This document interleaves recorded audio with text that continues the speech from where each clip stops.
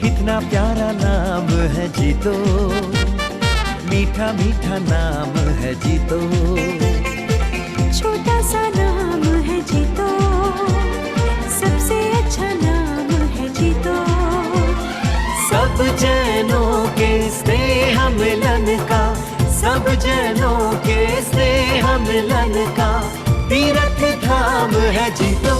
ओ जीतो जीतो कितना प्यारा नाम है जीतो, मीठा मीठा नाम है जीतो। छोटा सा नाम है जीतो, सबसे अच्छा नाम है जीतो।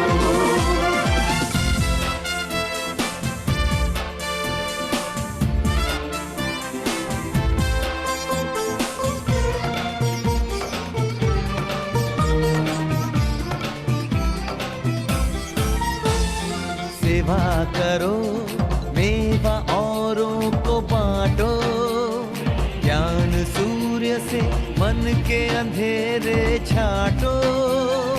अर्थ पे आज बहुत कुछ निर्भर करता, मिल के बढ़ाओ तुम आर्थिक निर्भरता। सामाजिक उत्थान हो, जन जन का कल्याण हो। सामाजिक उत्थान हो, जन जन का कल्याण हो।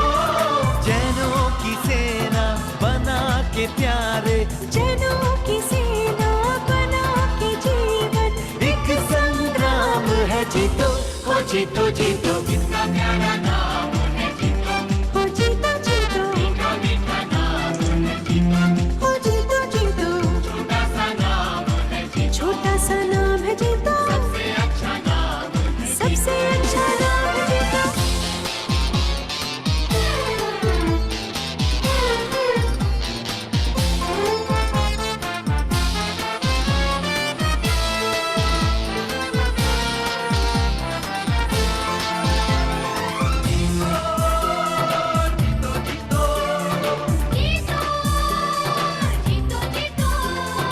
जीतो जीवो जियो, तीन की है ये त्रिवेणी। उत्तर उत्तर मिले,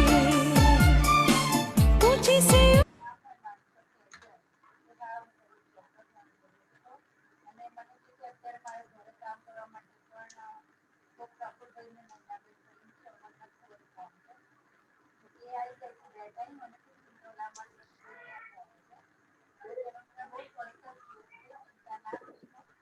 यस प्रवीण सर। हाँ बोलो भाई। हाँ जी सर, बरखा भी आ गई है हमारे साथ, बरखा भाटिया जो अपने प्रोजेक्ट कन्वीनर है।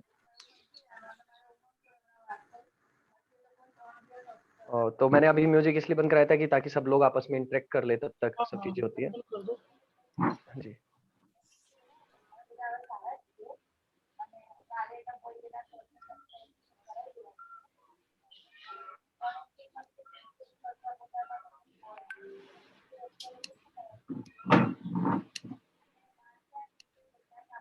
फाइनल। हाँ जी सर, मैं कह रहा था कि अभी लोग जुड़ रहे हैं, अभी 11 हो गए हैं, अभी नया बरखा भी आ गई जो सब भी आ गए। कोऑर्डिनेटर।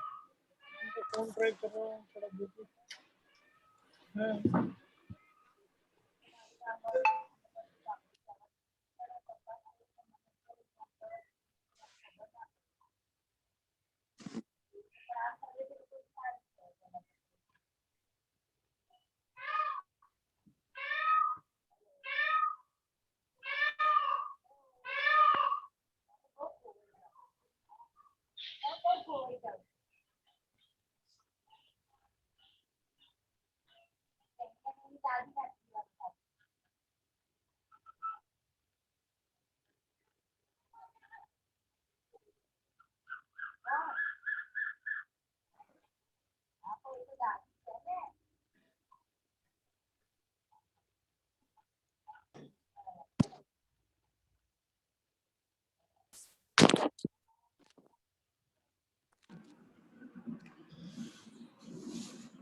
जय जिनेन्द्र सर।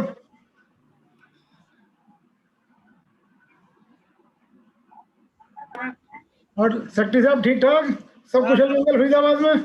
बढ़िया बढ़िया। आप बताओ लुधियाना कैसे चल रहा है आपका? लुधियाना भी सब ऐसी एक ही, सब जगह एक ही हाल है, लेकिन यहाँ पे ये ठीक है कि बेड अवेलेबल है, ऑक्सीजन थोड़ी सी मशक्कत का मिल रही है, अपना कोई दिक्कत नहीं आ रही। आईसीयू की क्या पोजीशन है? हाँ जी, आईसीयू आईसीयू दिल्ली वाले 500 बंदे भरे हुए लुधियाना के अंदर।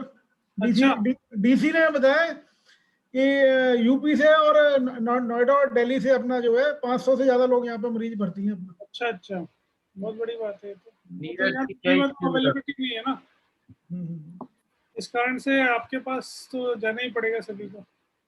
यहाँ पे बेड्स खाली है, वहीं शिफ्ट हो रहे हैं लोग।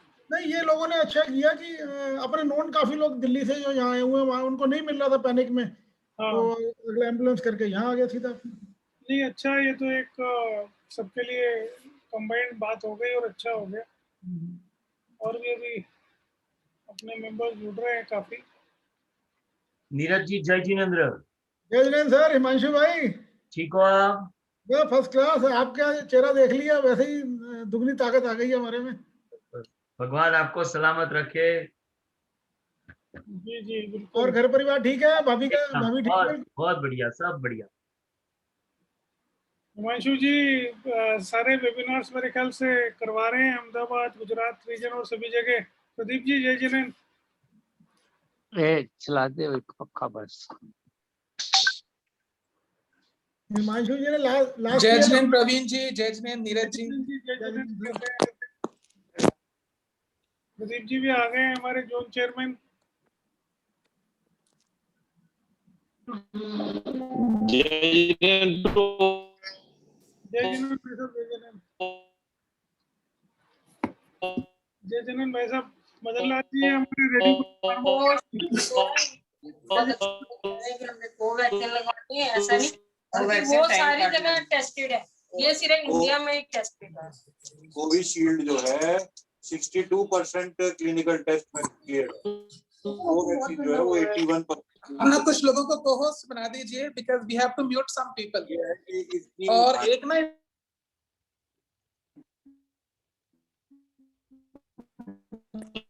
एक इसमें और सेटिंग होती है कि जैसे ही कोई ज्वाइन करता है ना, वो ऑटोमेटिकली म्यूट हो जाएगा।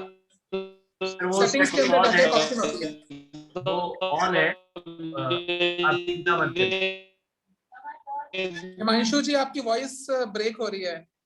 नहीं, मेरी वॉइस सही है, मतलब वो सेटिंग ऑन है, you don't bother.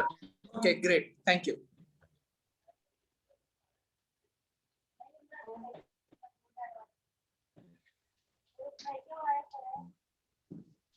Gaurav ji, Himanshu ji king है जूम मीटिंग कराने के। लास्ट ईयर हमने शुरू किया था, सबसे पहले लुधियाना की एजीएम कराई, हम 8-10 मीटिंग करा चुके हैं और चैप्टर भी करा चुके हैं। जो इनकी सर्विस है इंडिया में, हमने और किसी की जूम की ऐसी सर्विस नहीं देखी अपने। नहीं, बहुत बढ़िया डेडिकेटेड सर्विस। अरे वाह, वेरी नाइस। आप शरीर बहुत बड़ा है, आपका दिल भी बड़ा है, आप सब कुछ विशाल है, इसलिए आप इतना कुछ बोलते हैं। बस काम होता रहे, बस बहुत हो गया सर। सर हम नहीं बोलते, काम बोलता है।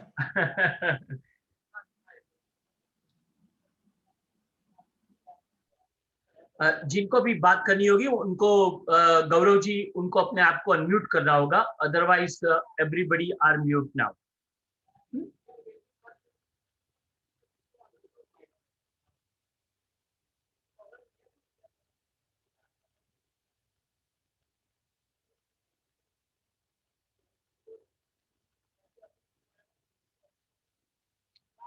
हमारे स्पीकर जो है वो क्या जुड़ गए हैं अभी? डॉक्टर शैलेश जैन अभी ज्वाइन कर रहे हैं। अच्छा जी जी। उनको कोई शेयरिंग है क्या? उनके पास कोई पीपीटी या ऐसा कोई? नहीं, पीपीटी नहीं है, वो अपना वर्बल। ठीक है, ऑल राइट सर।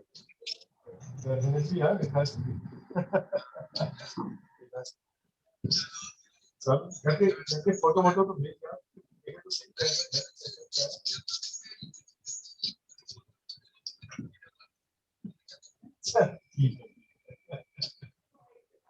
चल ठीक है भाई, ठीक है, चलो bye, C you.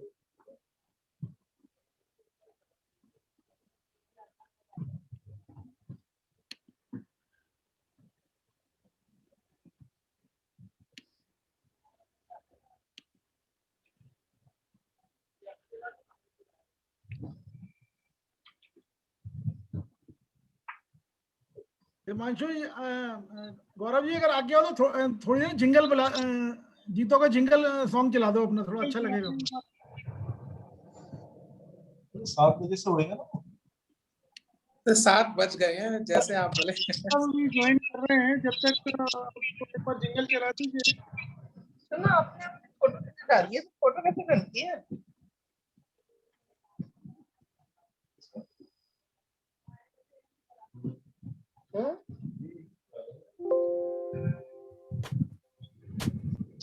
Camera on करो तो आ जाएगी।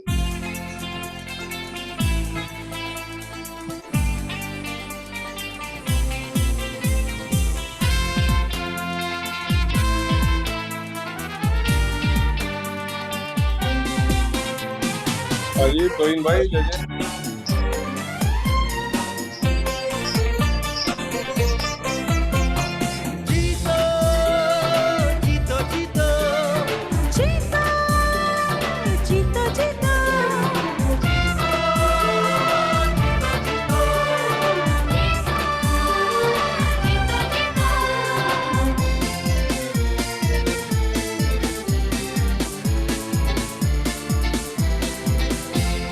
कितना प्यारा नाम है जीतो, मीठा मीठा नाम है जीतो। छोटा सा नाम है जीतो, सबसे अच्छा नाम है जीतो। सब जनों के स्नेह मिलन का, सब जनों के स्नेह मिलन का तीर्थ धाम है जीतो। ओ जीतो जीतो, कितना प्यारा नाम है जीतो, मीठा मीठा नाम है जीतो। छोटा सा नाम है जीतो, सबसे अच्छा नाम है जीतो।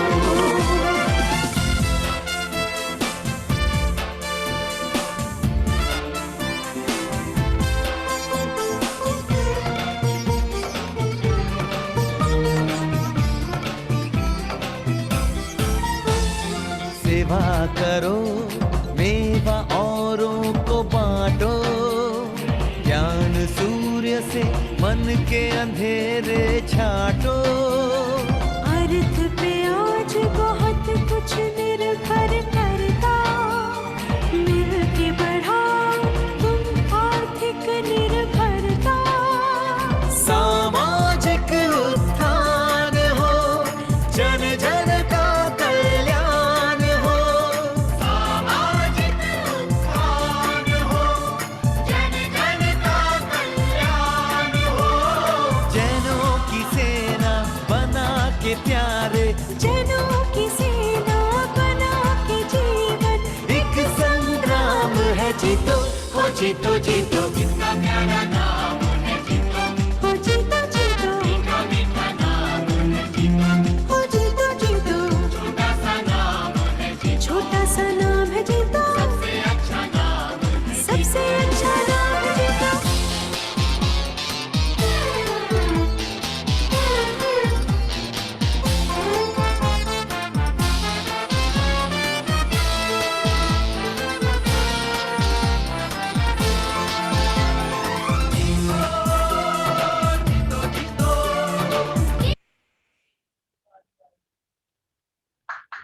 जय जिनेंद्र, आप सभी का आज के इस कार्यक्रम में स्वागत है। ये वेबिनार हमने स्पेशली रखा है कि हमारे को जिस हिसाब से कोविड की प्रॉब्लम चल रही सभी जगह, और सिचुएशन आउट ऑफ कंट्रोल होती जा रही है। सभी मेंबर्स को काफ़ी चिंता है और हमारे सारे चैप्टर्स काफ़ी एक्टिवली इस गतिविधियों में भाग ले रहे हैं और सेवा का कार्य ज़्यादा ज़्यादा बढ़ा के चल रहे हैं। तो ऐसे में हमने सोचा कि क्यों ना हम अपने मेंबर्स को थोड़ा गाइड करें। हमारे डॉक्टर शैलेश जैन हैं जो कि जीतो फरीदाबाद के मेंबर हैं और काफ़ी एक्टिवली हमारे सभी मेंबर्स को, उनकी फैमिलीज़ को और सभी को सपोर्ट कर रहे हैं। तो उनका एक सजेशन आया कि क्यों ना सभी मेंबर्स को गाइड किया जाए कि कोविड के समय में कैसे अपने आप को बचाना है और कैसे चीज़ों को आगे बढ़ाना है। तो ये सोच के हमने ये इवेंट एक वेबिनार रखा है जिसमें डूज एंड डोंट्स हैं जो कि डॉक्टर साहब आपको गाइड करेंगे और बताएंगे। तो डॉक्टर साहब ने ज्वाइन कर लिया। मैं बहुत स्वागत करता हूँ डॉक्टर साहब आपका। और ये डॉक्टर साहब की मेहनत है और डॉक्टर साहब की इच्छा शक्ति जिसके कारण आज फरीदाबाद चैप्टर और जीतो का इतना नाम फरीदाबाद में हो रहा है। सभी तरफ से मेंबर्स अपने मैसेजेस भी कर रहे हैं, फ़ोन भी कर रहे हैं और डॉक्टर साहब सभी को कंटिन्यूअसली सपोर्ट दे रहे हैं। तो डॉक्टर साहब का स्वागत है इस प्रोग्राम में। अब मैं इनवाइट करूंगा प्रदीप जैन साहब को जो हमारे जोन चेयरमैन है, वो सभी का एक बार स्वागत करेंगे ताकि फिर हम कार्यक्रम को आगे बढ़ाएं। प्रवीण सर, जस्ट बिकॉज आपको बीच में रोक रहा हूँ, पहले नवकार मंत्र से हम शुरू कर लेते हैं। ठीक है, हिमांशु जी नवकार मंत्र के लिए सभी हाथ जोड़ लें।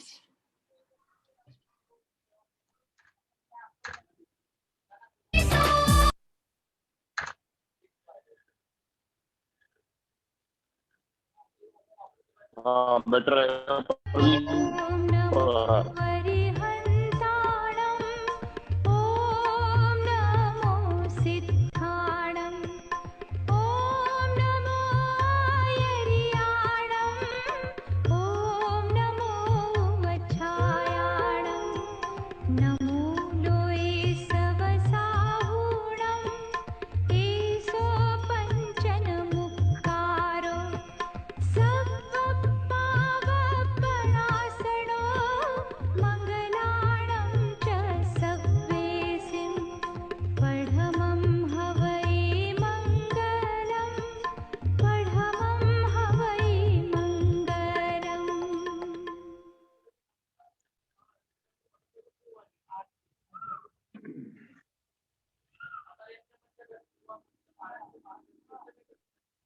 प्रवीण सर अनम्यूट कीजिए अपने आप को। प्रवीण सर अनम्यूट कीजिए। मैं करूंगा हमारे जोन चेयरमैन प्रदीप जैन साहब को, वो सभी का इस वेबिनार में स्वागत करेंगे और गाइड करेंगे हमें कि कैसे आगे बढ़ना है। प्रदीप जैन साहब को अनम्यूट कीजिए। ऑलरेडी अनम्यूट है। जय जिनेन्द्र। हाँ जय जिनेन्द्र। जय जिनेन्द्र। हाँ, मैं Pradeep Jain north India north zone की ओर से की पूरी टीम की ओर से आप सभी का स्वागत करता हूं। आज हमारे जोन के सभी 6 चैप्टर अपनी पूरी कैपेसिटी के से सभी प्रकार की सेवा कर रहे हैं और अपना पूरा तन मन धन लगा रहे हैं। Like oxygen cylinder, oxygen concentrator, food for all who need it, help for hospital bed, need for medicine, taxi service, ambulance etcetera etcetera. और हमारी लेडीज विंग ने पूरे वर्ल्ड को भगवान की भक्ति से जोड़ा है। हर रोज 7 दिन तक more than 500 families, ladies, gents ने प्रभु की हर रोज सुबह मॉर्निंग में भक्ति करी है और पूरे वर्ल्ड को कोरोना से मुक्ति के लिए प्रार्थना की है। आप सभी ने तन मन धन से पूरे समाज की सेवा कर रहे हैं। यह एक बहुत बड़ी मिसाल है। आज हमारे साथ डॉक्टर शैलेश जैन जी जुड़े हुए हैं।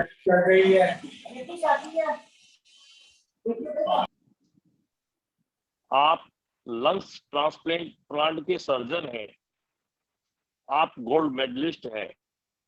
कोरोना में आज सबसे ज्यादा लंग्स को ही प्रॉब्लम होता है, जिसकी वजह से आदमी का कितनी बड़ी बड़ी तकलीफ आ रही है। ऑक्सीजन की प्रॉब्लम आ रही है और बहुत सारे आदमियों को इतनी बड़ी बड़ी तकलीफ आ रही है कि वो सब लंग्स में ही प्रॉब्लम होती है। 19 से अपनी फैमिली को हम कैसे बचाएं, क्या करें, आप हमें एडवाइस देने वाले हैं। मैं आप सबकी ओर से डॉक्टर शैलेश जैन जी का स्वागत करता हूं। डॉक्टर शैलेश जैन जी, आपका बहुत बहुत स्वागत है। यहाँ पर सभी लोग जो आज जुड़े हुए हैं उन सभी का भी मैं स्वागत करता हूं। आप सबका बहुत बहुत स्वागत है। धन्यवाद। थैंक यू भाई प्रवीण साहब जी। अब मैं एक छोटा सा परिचय देना चाहूँगा डॉक्टर शैलेश जैन का। डॉक्टर शैलेश जैन ने अपना MBBS SMS medical college Jaipur से किया और उसके बाद में Jawaharlal Nehru medical college and associate hospital Ajmer से उन्होंने MS किया। उसके बाद में उन्होंने MCH cardiovascular and thoracic surgery में किया BJ medical college and Sassoon hospital Pune से। डॉक्टर साहब बहुत लंबे समय से फरीदाबाद में ही हैं और आपका हॉस्पिटल पिछले 10 सालों से कंटिन्यूसली वर्क कर रहा है और एक वेल नोन हॉस्पिटल है। और डॉक्टर साहब गोल्ड मेडलिस्ट हैं और स्पेशलाइज करते हैं लंग्स के बारे में और लंग्स सर्जरी में। वॉल रिप्लेसमेंट है, कॉन्जुनल हार्ट सर्जरी है और बाईपास सर्जरी में आपका स्पेशलाइजेशन है। डॉक्टर साहब हमारे जीतो फरीदाबाद के मेंबर हैं और हमारे को समय समय पे गाइड करते रहते हैं कि किस तरीके से चीज़ों को आगे बढ़ाना और कैसे हमें कार्य करना चाहिए। तो मैं जोरदार तालियों से आपका स्वागत करना चाहता हूं और आपको इनवाइट करता हूं कि आप अपना प्रेजेंटेशन दें और हम सभी को गाइड करें कि इस काल में जब कोरोना सब तरफ अपनी घमासान छाए हुए है, कैसे बचा जाए और किस तरीके से सभी लोगों को सहयोग करें ताकि वो अपने आप को बचा सकें। Doctor Shailesh Jain please. Thank you Praveen ji. Praveen ji, एक बात हम बिल्कुल समझ लें, अगर कोई भी ऐसा सोचता है कि मुझे कोरोना नहीं हो सकता, मैं घर के अंदर बंद रहता हूं, तो क्योंकि अभी तक हमारे पास एस्टेब्लिश डाटा नहीं है कि कोरोना फैलता कैसे है। क्या ये सिर्फ हाथ लगाने से फैलता है या सिर्फ खांसी करने से फैलता है या अगर मुझे कोरोना है मैंने आपको छू दिया उससे फैलता है? बिकॉज लेटेस्ट WHO की जो स्टडीज आई है वो कहती है कि corona can be spread by aerosol also. Aerosol का मतलब हो गया कि इसका एयरबोर्न ट्रांसमिशन है। एयरबोर्न ट्रांसमिशन का मतलब अगर आप हवा में सांस ले रहे हैं तो उस हवा की सांस के माध्यम से भी आपको कोरोना हो सकता है, पहली चीज। दूसरी चीज, हम हिंदुस्तानियों की सबसे अच्छी आदत होती है कि हम पॉजिटिव बहुत होते हैं। अगर हमें बुखार भी आता रहेगा तो हम 24 से 48 घंटे तक यही बोलते रहेंगे यार ये तो कल गलत खा लिया था, खटाई ज्यादा हो गई थी, मिर्ची ज्यादा हो गई थी, उससे बुखार आ गया है। ये कम से कम इस आदत को कोरोना के लिए बदलें, क्योंकि उस 48 घंटे के अंदर अगर आपको बुखार आया है और आपने इसको लाइटली लिया तो आप अपने बाकी फैमिली मेंबर्स को कोरोना स्प्रेड कर रहे हैं। आप अपने आप फैमिली के लिए एक सुपर स्प्रेडर बन रहे हैं, पहली चीज। सेकेंड इंपॉर्टेंट चीज, सिर्फ मोटे मोटे पॉइंट पर हम डिस्कस करेंगे। अगर मान लीजिए किसी फैमिली में कोरोना हो भी गया, तो हम लोगों की हिंदुस्तानी जो फैमिलीज होती है बड़ी क्लोजली कॉम्पैक्ट फैमिली होती है। तो हमारा अमूमन पिछले 1.5 साल का अनुभव ये रहा है, अगर फैमिली में अगर एक आदमी को कोरोना हुआ है तो अमूमन आज नहीं तो कल बाकी सारे फैमिली मेंबर्स पॉजिटिव हो ही जाते हैं। स्पेसिफिकली अगर फैमिली का मेल मेंबर पॉजिटिव है तो फीमेल मेंबर पक्का पॉजिटिव होगी, बिकॉज वो उस मेल मेंबर की सेवा के लिए जी जान से लग जाती है। तो ये बिल्कुल समझ लें, अगर आपको कोरोना हो भी गया है तो फेयर इनफ, कोरोना ऐसा नहीं कि आपको की जान ले लेगा या आपको बहुत खतरे में डालने वाला है कोरोना। इंपॉर्टेंट ये है कि आप उसको ढंग से प्रॉपर्ली मॉनिटर जरूर करें और कोई भी गूगल से या किसी सगे संबंधी की उससे अपने आप को डॉक्टर बनाने की कोशिश बिल्कुल ना करें। से for example government of India ने गाइडलाइंस निकाली कि 3 कैटेगरीज होती है, mild, moderate and severe. Mild category का मतलब जिसके अंदर पेशेंट को फीवर आ रहा है, ऑक्सीजन लेवल 95, 96, 97 से ज्यादा रहता है और पेशेंट कंफर्टेबली घर पे मैनेज कर पा रहा है। मॉडरेट का मतलब पेशेंट का ऑक्सीजन लेवल जो है 95 से नीचे की तरफ जा रहा है और सीवियर का मतलब पेशेंट को सांस लेने में बहुत ज्यादा दिक्कत हो रही है। तो हम ये बिल्कुल मान लें, चाहे आपके पास घर पे ऑक्सीजन सिलेंडर है, चाहे आपके पास घर पे रेमडेसिविर इंजेक्शन है, चाहे आपके पास एक्टिमिरा इंजेक्शन है, चाहे आपके पास घर पे प्लाज्मा देने की थेरेपी है और चाहे घर पे आपके पास डॉक्टर है, अगर आप माइल्ड से मॉडरेट कैटेगरी में जा रहे हैं इसका मतलब आपको घर पे ट्रीटमेंट बिल्कुल भी नहीं लेना है। आपको सिर्फ और सिर्फ किसी भी अस्पताल में जाके एडमिट होना है, बिकॉज जो सेकंड वीक होता है कोरोना के अंदर, that is a critical window period. अगर आपने सेकंड वीक के अंदर आप डिटोरिएट हो रहे हैं और सेकंड वीक के दौरान अपने आप को कंट्रोल कर लिया तो चीजें काफी हद तक बेहतर हो जाएंगी। अगर सेकंड वीक आपने छोड़ दिया बिकॉज सेकंड वीक ये कैसा वीक है जिसमें स्टडीज बताती है अगर आपने प्लाज्मा दिया या रेमडेसिविर दिया तो उसकी एफिकेसी बहुत ज्यादा रहती है और आपका जो लेंथ ऑफ स्टे, जिसे हम average length of stay in hospital बोलते हैं ALOS, वो काफी कम हो जाता है। दूसरी चीज ये बिल्कुल समझ लें कि कोरोना का हर मरीज रेमडेसिविर का कैटेगरी का नहीं होता, कोरोना का हर मरीज प्लाज्मा की कैटेगरी का नहीं होता। तो सबसे पहले सवाल ये उठता है कि अगर मेरे परिवार के अंदर किसी सदस्य को बुखार हो गया है तो मुझे करना क्या है। अगर बुखार आ रहा है, मुझे 100, 101, 102, 103 बुखार आ रहा है, साथ में गला खराब है, मैं बोल नहीं पा रहा हूँ, थोड़ी थकावट भी हो रही है, तो मुझे करना क्या है। तो ये सबसे पहले एस्टेब्लिश कर लें कि आपको कोरोना है या नहीं है। और इस समय इस पेंडेमिक के टाइम पे ये आप until unless it is proven that you are not a corona positive, आप अपने आप को कोरोना पॉजिटिव मांगे चलिए, अपने आप को आइसोलेट कीजिए, पहली चीज। दूसरी चीज, अगर आपको लगता है कि आपको बुखार है तो सबसे आप चाहे विटामिन डी लीजिए, विटामिन सी लीजिए, बी कॉम्प्लेक्स लीजिए, जिंक लीजिए, एक एजिथ्रोमाइसिन की टैबलेट और एक डोलो। पूरे कोरोना का जो कोरोना के अंदर बॉडी का डिफेंस मैकेनिज्म होता है जिसे हम साइटोकाइन स्टॉर्म के बारे में जानते हैं, वो इनिशियली फीवर के रूप में प्रेजेंट करता है। तो आप ये बिल्कुल जरूर समझें कि अगर आपको बुखार आ रहा है और वो बुखार डोलो देने के बाद भी नहीं उतर रहा, आप दिन में 2 बार डोलो ले रहे हैं, 650, 3 बार ले रहे हैं, 4 बार ले रहे हैं, फिर भी अगर आपका डोलो के देने के बाद ही बुखार नहीं उतर रहा है, then it is a matter of worry, it is a matter of concern. ये पहले हफ्ते के अंदर आपको बताता है कि अगर आपका फीवर नहीं उतर रहा है तो दूसरे वीक के अंदर आप डिटोरिएट डेफिनेटली होने वाले हैं। तो पहली चीज, अगर आपका डोलो देने के बाद बुखार नहीं उतरता है तो अपना फीवर के 3 दिन के अंदर या चौथे दिन के बाद अपना HRCT जरूर कराइए। HRCT स्कैन से हमें आपका बेसलाइन लंग का पैरेन्काइमल का स्टेटस पता लगता है कि बेसलाइन लंग का आपका CT स्कोर कितना चल रहा है। CT स्कोर जिसे हम बोलते हैं CT स्कैन का जो स्कोर होता है, अगर वो स्कोर 12 से कम है तो हम बोलते हैं कि हाँ भाई ये मॉडरेट कैटेगरी का है। अगर आपका स्कोर 5, 6, 7 मैक्सिमम 7 तक भी आता है तो आप एक अपने आप को घर पे रखने की रिस्क ले सकते हैं। अगर आपका CT स्कैन का स्कोर जो होता है अगर 8 से ज्यादा आता है तो आप ये समझ लीजिए आप कैंडिडेट नहीं है घर पे रहने वाले, आपको किसी ना किसी हॉस्पिटल जाके अपने आप को हॉस्पिटलाइज जरूर कराना चाहिए। CT स्कोर के अंदर 2 चीजें होती हैं, एक होता है CT स्कैन का स्कोर, एक होता है RT-PCR का स्कोर। RT-PCR के स्कोर को भी CT स्कोर बोलते हैं और CT स्कैन के स्कोर को भी CT स्कोर बोलते हैं। जो RT-PCR का CT स्कोर होता है वो इनवर्सली प्रोपोर्शनल होता है। इनवर्सली प्रोपोर्शनल का मतलब अगर RT-PCR का CT स्कोर 5 आ रहा है इसका मतलब आपकी बीमारी खतरनाक है। फिर दोबारा बोल रहा हूं, अगर RT-PCR का CT स्कोर 5 आ रहा है, 7 आ रहा है, 8 आ रहा है, 13 आ रहा है, इसका मतलब आपकी बीमारी खतरनाक वाली है। अगर RT-PCR का CT स्कोर 25 आ रहा है, 30 आ रहा है, इसका मतलब आपकी बीमारी कम खतरनाक वाली है। लेकिन जो CT स्कैन होता है उसका स्कोर अगर ज्यादा आ रहा है तो बीमारी खतरनाक है, CT स्कोर कम आ रहा है तो बीमारी हल्की है। उसको 3 कैटेगरी में बांटते हैं, 8 से कम, 8 से 15, 15 से 22।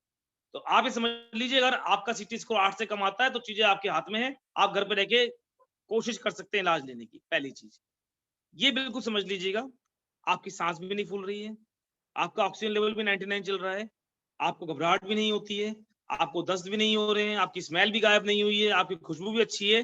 बट अगर आपका फीवर कंटिन्यूसली मेंटेन कर रहा है डिस्पाइट आप 3 बार डोलो भी ले रहे हैं, निमोसिलाइट पैरासिटामोल भी ले रहे हैं, तो it is a real matter of concern. उसके लिए कुछ बेसिक ब्लड टेस्ट जो होते हैं, जो जिसे हम बोलते हैं फीवर प्रोफाइल करके, जिसके अंदर CBC और CRP का टेस्ट जरूर कराइए। CRP का टेस्ट एक प्रोग्नोस्टिक मार्कर होता है फर्स्ट वीक के अंदर, जो बताता है कि कोरोना। CRP का टेस्ट अगर आपका 50 से ज्यादा आता है, नॉर्मली CRP अगर आप कराएंगे नॉर्मल आदमी का 6 से नीचे रहना चाहिए। अगर CRP का टेस्ट 50 से ज्यादा आता है तो वो एक और प्रोग्नोस्टिक मार्कर है कि आप सेकंड वीक के अंदर डिटोरिएट होने वाले हैं। ये बिल्कुल समझिएगा कि कोरोना से जो सेकंड वीक होता है that is a most important window period of the corona treatment. अगर आपने सेकंड वीक के अंदर चीजों को ढंग से कंट्रोल कर लिया तो then thing can be easily saved, पहली चीज। दूसरी चीज, हमें as a doctor, as a clinician, हम फर्स्ट वीक के अंदर पेशेंट कंडीशन असेस करके आपको बता सकते हैं कि आपको सेकंड वीक या थर्ड वीक में दिक्कत होने वाली है कि नहीं होने वाली। क्योंकि अगर आप किसी भी हॉस्पिटल के अंदर या किसी भी डॉक्टर के पास तब पहुंचते हैं जब आपका ऑक्सीजन लेवल 65-70 पहुंच गया और आपके लंग के अंदर इरिवर्सिबल चेंजेस आ गए, फिर दोबारा बोल रहा हूँ, इरिवर्सिबल चेंजेस लंग के अंदर आ गए, तो दुनिया की कोई भी ताकत आपके लंग के उस पेरेन्काइमल लीजन को रिवर्स नहीं कर सकती है। और दैट इज द रीजन कई पेशेंट कोरोना के ठीक होने के बाद भी आप उनको देखेंगे, जो पिछले साल कोरोना हुआ था, आज भी उनका सांस फूलता है, आज भी वो बात करते हैं तो हांफने लग जाते हैं। पहली बात, माइल्ड सिम्टम है, सीटी स्कोर 8 से कम है, सीआरपी 50 से कम है, तो आप घर पे पहले हफ्ते रहने की कोशिश कीजिए। बट अगर आपका फीवर नहीं उतरता है तो आंख बंद करके आप हॉस्पिटल जाके एडमिट हो जाइए। बिकॉज घर को कभी भी अस्पताल बनाने की कोशिश बिल्कुल मत कीजिएगा। आप चाहे घर पे ऑक्सीजन सिलेंडर रख लें, आप चाहे घर के अंदर रेमडेसिविर इंजेक्शन दे दें, एक डॉक्टर रख लें, सिस्टर रख लें, बट वो एटमॉस्फेयर आप घर पे कभी नहीं दे सकते जो हॉस्पिटल के अंदर मिलता है। जैसे हमारे पास कई बार जीतों से फोन आता है कि डॉक्टर साहब उसको 12 लीटर पर ऑक्सीजन चल रही है, सिलेंडर खत्म हो गया, आप सिलेंडर दिलवा दीजिए। हमें सिलेंडर दिलवाने में या सिलेंडर अरेंज करने में कोई आपत्ति नहीं, बट आप ये समझिए जिस पेशेंट को आप 12 लीटर पे ऑक्सीजन दे रहे हैं, इसका मतलब आप अपने पैर पे कुल्हाड़ी मार रहे हैं, उसको घर पे रखिए। घर पे रखने का मतलब है सिर्फ 2 से 3 लीटर ऑक्सीजन, या जिसको कहते हैं ऑक्सीजन कंसंट्रेटर, जो सिर्फ 5 लीटर से ज्यादा ऑक्सीजन दे ही नहीं सकता। अगर आपको लगता है ऑक्सीजन कंसंट्रेटर से आप अपना ऑक्सीजन मेंटेन कर सकते हैं घर पे 95, 96, 97, फिर दोबारा बोल रहा हूँ ऑक्सीजन लेवल 95 के ऊपर मेंटेन होना चाहिए। ऐसा नहीं कि 90 के ऊपर है ऑक्सीजन लेवल तो सब कुछ बढ़िया है, बढ़िया है, बहुत बढ़िया है। बिकॉज इसके अंदर चीजें अगर डिटोरिएट होंगी तो बहुत सिग्निफिकेंटली और फास्टली डिटोरिएट होती है, जिसके अंदर आपके पास कंट्रोल करने के लिए कुछ नहीं बचता।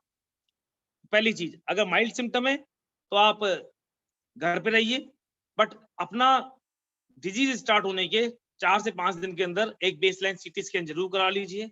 चाहे कोई कुछ भी बोले कि सीटी स्कैन से कितने एक्सरे होने वाले हैं, सीटी स्कैन से कैंसर होने वाला है, बट छाती का एक्सरे कभी भी एक प्रूवन और एस्टेब्लिश्ड मॉडलिटीज नहीं है आपकी बीमारी की सीवियरिटी बताने के लिए। आपकी बीमारी की सीवियरिटी बताने के लिए सिर्फ और सिर्फ एक ही गोल्ड स्टैंडर्ड इन्वेस्टिगेशन है, that is HRCT test. HRCT test से हमें टेंशन इसलिए भी नहीं होती कि एचआरसीटी टेस्ट के अंदर आपको डाई की मात्रा नहीं देनी पड़ती, दवाई नहीं देनी पड़ती लंग की सीटी स्कैन करने के लिए। That is as good as normal x-ray. ये बिल्कुल सही है कि एक सीटी स्कैन का मतलब आपने 100 एक्सरे करा ली, बट उस 100 एक्सरे के बराबर आप अपनी बीमारी की सीवियरिटी को आप नोटिफाई कर पा रहे हैं, आपको पता लग पा रहा है कि मेरी बीमारी की सीवियरिटी क्या होने वाली है। पहली चीज, किसी को कोई डाउट हो, कोई पूछना चाहे तो anybody can interrupt in between.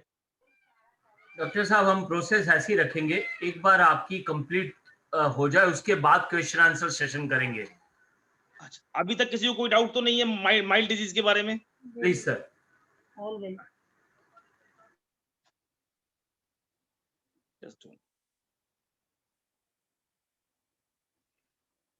अब हम आगे चलते हैं।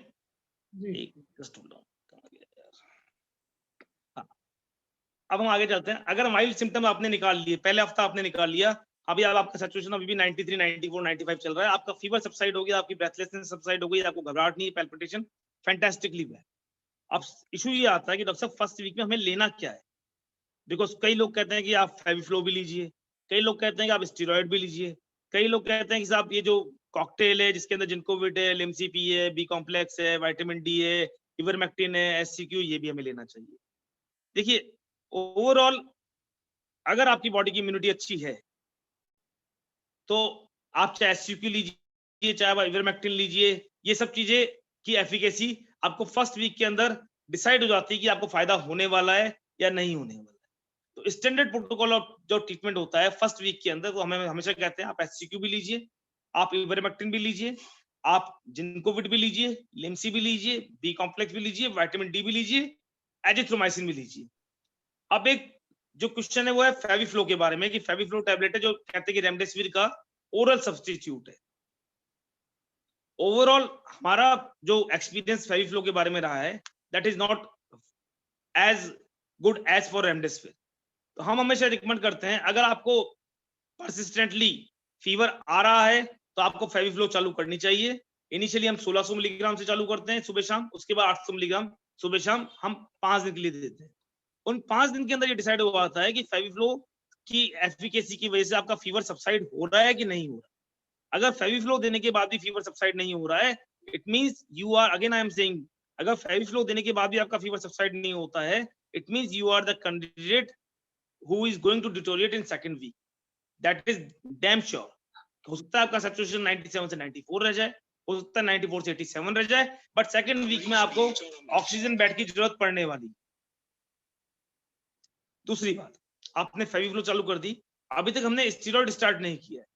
ये बिल्कुल समझिएगा, स्टीरॉयड का पहले 5 दिन के अंदर कोई भी रोल नहीं आता है। स्टीरॉयड का रोल तभी आता है जब वायरस ने अंदर जाके अपनी रिएक्शन की, बॉडी का जो डिफेंस मैकेनिज्म है जिसको हम बोलते हैं साइटोकाइन स्टॉर्म, जो IL-6 के रूप के बायोकेमिकल मार्कर के बारे के थ्रू मॉनिटर करते हैं, अगर IL-6 के मार्कर के थ्रू जो मॉनिटर करते हैं, उसी साइटोकाइन स्टॉर्म को रोकने के लिए हम स्टीरॉयड देते हैं, और वो नॉर्मली चौथे 5वें दिन के बाद स्टार्ट होता है, और that is totally depend on the आपका वायरल लोड कितना है। वायरल लोड कितना है हमें कैसे पता लगता है? ये आपका जो आपने RT-PCR का जो रिपोर्ट कराया है और जो CT स्कैन कराया है, उससे हमें पता लगता है कि आपका वायरल लोड कितना है। अब अपने फर्स्ट वीक आपने निकाल दिया। अब फर्स्ट वीक निकालने के बाद 2 कैटेगरीज आपकी होगी। पहली कैटेगरी कि you are comfortable at home, आपका सैचुरेशन भी अच्छा है, आपका फीवर सबसाइड हो गया, सब कुछ अच्छा हो गया। अगर आपका सब कुछ अच्छा चल रहा है, आपका सैचुरेशन मोर देन 95 है, then you are in the best category of your life. आप जिंदगी एंजॉय कीजिए, बट वो मेडिसिन 5 दिन के लिए और कंटिन्यू करिए। मतलब फेविफ्लो जो आपने लिया है 5 दिन के लिए, तो 5 दिन के लिए और कंटिन्यू 800 मिलीग्राम BD से चलने दीजिए। बाकी जो कॉकटेल आप ले रहे हैं पी कॉम्प्लेक्स का, और जिनको वेट लेम सी विटामिन डी वो लेते रहिएगा। इवरमेक्टिन और SCQ जिसे हम बोलते हैं, वो 3 दिन के बाद बंद कर देनी चाहिए। ये हो गया माइल्ड कैटेगरी, आप किस्मत वाले थे, आप घर पे बढ़िया रहे। Now will come to second category. आपको इनिशियली माइल्ड सिम्टम्स थे, बट अब आपने डिटोरेट होना स्टार्ट किया। अब आपको महसूस होने लग गया कि मैं उठ के बाथरूम भी जाता हूँ तो मेरी सांस फूलती है, और मेरा जो ऑक्सीजन लेवल है वो 95 से कम होके 92, 93 हो गया। अब ये समझ लीजिए, अगर आपका ऑक्सीजन लेवल 95 से कम होके 92 या 93 आ गया है, देन मैं हाथ जोड़ के विनती करूंगा कि घर पे रहने की हीरोइज्म बिल्कुल ना करें। चाहे कितनी भी आपके यहाँ फैसिलिटी हो, आप घर पे बिल्कुल ना रुकें। अगर सैचुरेशन 92% आता है आपका ऑन एयर, जो 2 लीटर ऑक्सीजन देने के बाद 98, 99 हो जाता है, तो आप शांति से हॉस्पिटल में जाके अपना ट्रीटमेंट स्टार्ट कीजिए। इसमें 3 मॉडलिटी सबसे इंपॉर्टेंट है, रेमडेसिविर, एनॉक्सपरिन एंड मिथाइलप्रेडनिसोलोन। ये 3 मॉडलिटीज हैं जो सबसे इंपॉर्टेंट है। पहले 3, अगर आपका सैचुरेशन कम हुआ है तो ये 3 चीजें आपको तुरंत स्टार्ट करनी। फिर दोबारा बता रहे हैं, रेमडेसिविर, एनॉक्सपरिन और मिथाइलप्रेडनिसोलोन। इसकी डोज कितनी रहती है, BD देना है, TDS देना है, that is totally prerogative of doctor. But in 3 medicine से आप देखेंगे 48 से 72 घंटे के अंदर अंदर आप रेस्पॉन्ड करने लग जाएंगे। और जब सेकंड वीक आप हॉस्पिटल पहुंचते हैं तो हॉस्पिटल का एक सेट बंडल ऑफ इन्वेस्टिगेशन होता है, जिसके अंदर CBC भी हम कराते हैं, LFT भी कराते हैं, KFT भी कराते हैं, इलेक्ट्रोलाइट भी कराते हैं, CRP भी हम लोग करा के देखते हैं, एक सीरम फेरेटिन हम कराते हैं, सीरम LDH हम कराते हैं, आपका IL-6 लेवल हम कराएंगे, और D डाइमर का लेवल हम कराएंगे। ये 6 या 7 investigation total bundle of investigation होते हैं जो हम करा के आपका एक्चुअल कंडीशन असेस करते हैं। क्या असेस करते हैं? अगर IL-6 का लेवल बढ़ा हुआ है, इसका मतलब आपको खाली रेमडेसिविर से फायदा नहीं होने वाला। इसका मतलब आप कैंडिडेट हैं प्लाज्मा के लिए भी और एक्टिमेरा के लिए भी। अगर आपका D डाइमर बढ़ रहा है, इसका मतलब आपका जैसे जैसे सेकंड वीक खत्म होगा, आपकी सांस लेने की तकलीफ और बढ़ेगी। तो आपको अल्टीमेटली D डाइमर बढ़ने की वजह से आपको जरूरत पड़ने वाली है बाईपैप मशीन की, जिसे हम बोलते हैं CPAP या बाईपैप मशीन की जरूरत पड़ने वाली। अब इस सवाल आता है कि डॉक्टर साहब हम एडमिट हो गए, अब इस समय सिनेरियो क्या है पूरे अपने दिल्ली NCR की अगर बात करें, दिल्ली NCR में सिनेरियो क्या है? जब हमारे हॉस्पिटल में फोन आता है कि बेड है, हमने बोला हाँ बेड है। अब जब पेशेंट पूछता है बेड है, पेशेंट को कोई मतलब नहीं होता कि साहब बेड पे ऑक्सीजन है या नहीं है, बेड पे वेंटिलेटर अवेलेबल है कि नहीं है, CPAP मशीन अवेलेबल है कि नहीं है, रेमडेसिविर इंजेक्शन अवेलेबल है कि नहीं है, मिथाइलप्रेडनिसोलोन अवेलेबल है कि नहीं है। मैं ये जरूर विनती करूंगा आपसे, जब भी आप किसी हॉस्पिटल में फोन करते हैं तो ये जरूर इंश्योर कर लीजिए कि ये जो प्राइमरी फैसिलिटीज हैं, हॉस्पिटल होने का मतलब सिर्फ बिल्डिंग होना, बिस्तर होना नहीं होता। हॉस्पिटल होने का मतलब बेड के साथ ऑक्सीजन भी अवेलेबल होना चाहिए, ऑक्सीजन के साथ रेमडेसिविर इंजेक्शन भी मिलना चाहिए, आपको जरूरत पड़े तो आपको प्लाज्मा का भी अरेंजमेंट आपके पास होना चाहिए। बाकी जो मिथाइलप्रेडनिसोलोन और एनॉक्सपरिन इंजेक्शन वगैरह है वो भी अवेलेबल होना चाहिए। अभी सवाल आता है डॉक्टर साहब इतनी मारामारी के अंदर हमें हॉस्पिटल का बेड मिलेगा कैसे? इसीलिए हम आपको बार बार बोल रहे हैं, अगर आपको लगता है कि आपको माइल्ड सिम्टम है, आप डिटोरिएट हो रहे हैं, आपका फीवर सबसाइड नहीं हो रहा है, तो आप बेड की सर्च फर्स्ट वीक से स्टार्ट कर दीजिए। हो सकता है आप 1 दिन मेहनत करें, 2 दिन मेहनत करें, तीसरे दिन आपको मैक्स में, अपोलो में या कहीं और आपको बेड मिल जाए। अगर आप जब अपनी कंडीशन डिटोरिएट होगी तो उस वक्त आपके पास चॉइस कोई नहीं बचती है, और आपको जो भी हॉस्पिटल मिलता है ABCD XYZ, चाहे वहाँ फैसिलिटी है या नहीं है, हम वहाँ डंप कर देते हैं। अल्टीमेटली हमें उस क्वालिटी का ट्रीटमेंट नहीं मिल पाता जो मिलना चाहिए। अगर मिलता तो शायद हम सही हो जाते। अब बात आ गई माइल्ड सिम्टम की, सेकंड वीक की, आपने 3 ट्रीटमेंट लिए, आप शर्तिया ठीक हो जाएंगे, there is no doubt about it. तो इस कैटेगरी को हमने हटा दिया। अब हम आते हैं मॉडरेट कैटेगरी कि मेरा तो ऑक्सीजन का लेवल 70 रह गया, ऑक्सीजन लगाते हैं तो लेवल 92 हो जाता है, ऑक्सीजन कम कर देते हैं तो फिर लेवल कम हो जाता है। आपको रेमडेसिविर भी दे दिया। ये हमेशा ध्यान रखिएगा, जब भी साइटोकिन स्टॉर्म स्टार्ट होता है, जब बॉडी के अंदर जो एंटीजन बन रहा है, अगर आपने उस वक्त first end of the week और सेकंड अर्ली वीक के अंदर प्लाज्मा दिया तो प्लाज्मा का सबसे अच्छा रोल। प्लाज्मा को अगर आपने सेकंड वीक के बाद या थर्ड वीक के बाद दिया तो प्लाज्मा का कोई रोल नहीं है, उस एंटीबॉडी का बॉडी में कोई फायदा नहीं होता है। तो बिल्कुल समझ लीजिएगा, अगर आप मॉडरेट कैटेगरी के अंदर आते हैं तो मॉडरेट माइल्ड कैटेगरी, हॉस्पिटलाइजेशन अगर सैचुरेशन कम है, single injection remdesivir complete course more than enough. अगर मॉडरेट कैटेगरी है आपकी तो remdesivir along with plasma therapy, ये आपको लेना ही है। ये आपकी ही जिम्मेवारी कि आप कहां से प्लाज्मा अरेंज करते हैं, ये आप ही की जिम्मेवारी कि आपको रेमडेसिविर कहीं ना कहीं से अरेंज कराना है। सबसे अच्छी बात ये है, अगर पीसी जैन साहब और एसएल जैन साहब यहाँ पे अवेलेबल हैं तो हम लोग रेमडेसिविर की कम से कम फरीदाबाद में इस समय दिक्कत नहीं है, हमें कहीं भी जरूरत पड़ती है तो हम रेमडेसिविर का प्लाज्मा का अरेंजमेंट कर पाते हैं। जी तो फरीदाबाद प्लाज्मा बैंक बना के काफी अच्छा काम कर रहा है। अब बात आ गई माइल्ड की, हमने बात कर ली। मॉडरेट के अंदर प्लाज्मा प्लस रेमडेसिविर दोनों आपको लेने ही लेने हैं। अब मॉडरेट के अंदर अगर आपने प्लाज्मा रेमडेसिविर लिया है तो 100 में से 90 पेशेंट ऐसे होते हैं जो स्मूथली निकल जाते हैं, 10 पेशेंट ऐसे बचते हैं जिसका IL-6, जिसको हम साइटोकिन स्टॉर्म की बात कर रहे थे, अगर IL-6 का लेवल बहुत ज्यादा हो गया कि 30 से ज्यादा हो गया, 40 से ज्यादा हो गया, 50 से ज्यादा हो गया, उस कंडीशन के अंदर हमें एक और इंजेक्शन आता है जिसे हम एक्टिमेरा बोलते हैं, या फिर एक्टिमेरा के अलावा इंटरफेरोन थेरेपी भी आती है, IVIG थेरेपी भी आती है, वो हम यूज करते हैं, बट उसकी थेरेपी की हमें जरूरत नहीं पड़ती। ये हो गई 2 कैटेगरी। अब हम तीसरी कैटेगरी की बात करते हैं, सीवियर कैटेगरी। ये बिल्कुल समझ लीजिएगा, जो सीवियर कैटेगरी होती है जिसका CT स्कोर 22, 23, 24, 25 चल रहा है, उसका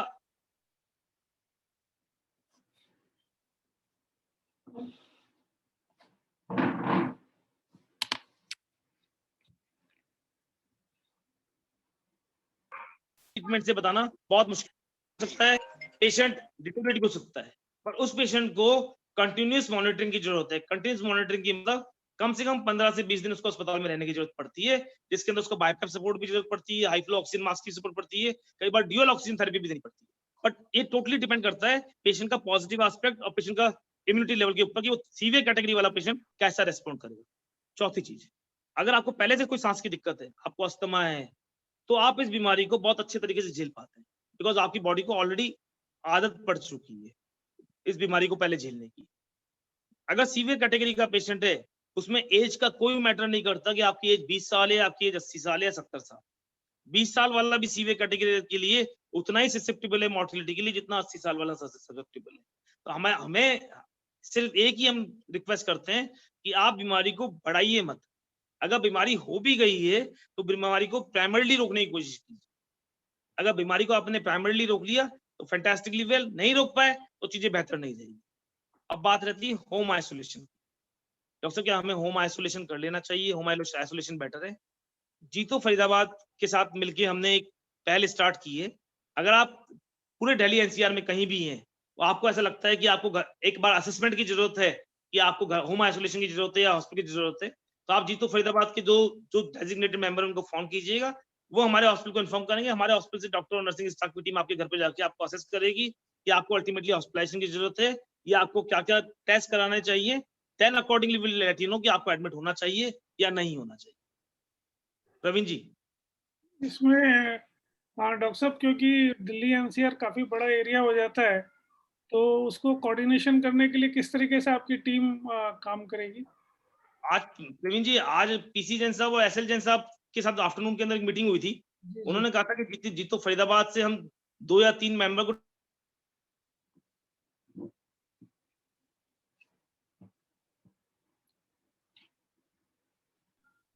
एक्स फैमिली उन डेजिग्नेटेड मेंबर को कांटेक्ट करेगी, वो डेजिग्नेटेड मेंबर हमको कांटेक्ट करेंगे, then accordingly we will see कि पेशेंट को क्या किस चीज की जरूरत है। अच्छा, दूसरा ये कि जो मेंबर्स हमारे दिल्ली एनसीआर में रह रहे हैं, हमारे चूंकि 6 चैप्टर हैं, लुधियाना में भी है, दिल्ली में 3 है, गुड़गांव में है।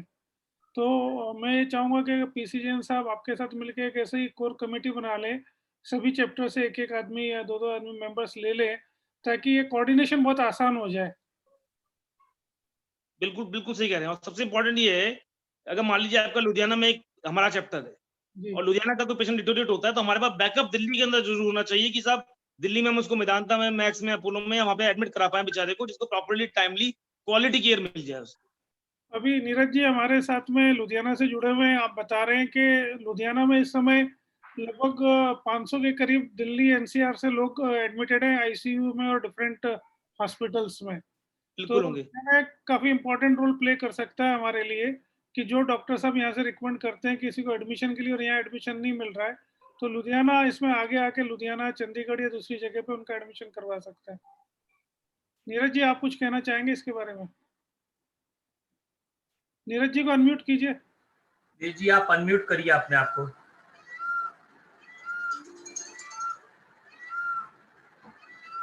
और सर हम बिल्कुल कंधे से कंधा मिला के चलेंगे।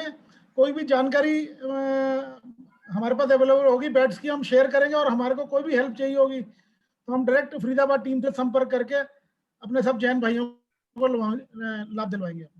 अभी डॉक्टर शैलेश जैन का नंबर और सारी चीजें आपको वैसे सर्कुलेट करी हुई है, दोबारा मैं दे दूंगा, ताकि आप कोई भी मैसेज करना हो तो डॉक्टर साहब को डायरेक्ट मैसेज भी कर सकते हैं, ताकि वो आपका सपोर्ट और जो भी आपको सहयोग चाहिए वो आपको मिल सकता है। अब मैं चाहूंगा कि जो क्वेश्चन आंसर सेशन है वो हम शुरू करें, और मेंबर्स की जो क्वेरीज हैं और क्वेश्चंस हैं, हमारे बीच में डॉक्टर अमित भी है मेरे ख्याल से लुधियाना से, डॉक्टर अमित जैन, एक बार सर प्रवीण सर, हाँ तो क्वेश्चन आंसर्स जब हमें शुरू करने तो कुछ क्वेश्चंस हमारे पास चैट में आए हुए हैं, हम उनको भी एक बार करेंगे। हाँ वो भी ऐड करना। एक बार डॉक्टर अमित जैन को अनम्यूट करिए, एक बार उनसे भी, क्योंकि वो हमारे मेंबर है तो इंट्रोडक्शन हो जाए ताकि कोऑर्डिनेशन और आसान होगा।